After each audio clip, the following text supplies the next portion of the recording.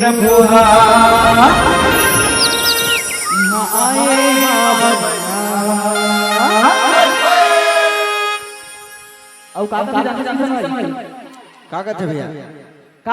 भैया दीदी मतलब जानता हो कहते मोर मन मन के मामा अनि बानी ला मोर मन के मामा अनि बानी ला मोर मन के मामा अनि बानी ला मोर मन के मामा अनि बानी ला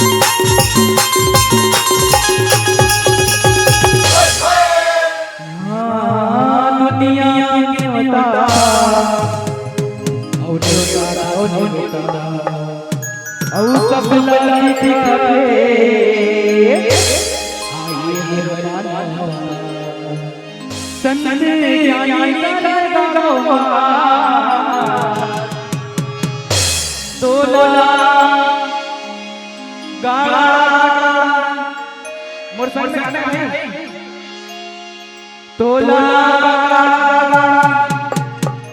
जो प्रभु तोला झारा झारा जो दुनिया के देवता सब लिखा के ये हनुमान दुनिया के देवता सब लिखा के दुनिया के देवता सब लिखा के संत ज्ञानी का तोला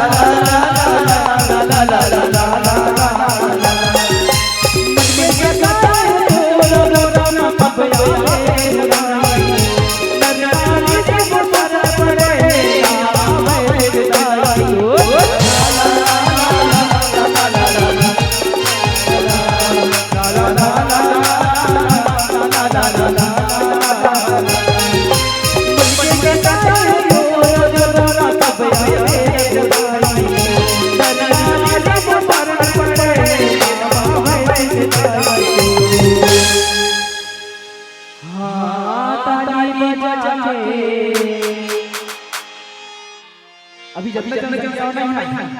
ओकर सारी ताली ताली ताली बजाते हैं ताली ऐसे बजाओ भाई कि अभी जो पारण मंच में चाहे वहां तो हाथ है एक जोरदार बोलिए रामचंद्र की जय हाथ ऊपर आना चाहिए सब हाथ उठा लो भाई सभी समझा और हाथ उठा के कहना है ताली बजा के राम मैया ताली बजा के राम मैया